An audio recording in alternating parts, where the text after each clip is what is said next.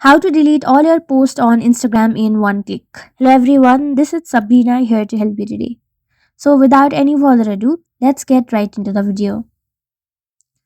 So first, open your Instagram application. Then tap on your profile icon from your bottom right corner. Then go to menu bar. After that, in this how you use Instagram section, go to your activity. Then tap on posts. All the posts that you have made will occur over here. Then tap on select. Select all the posts and then simply tap on delete.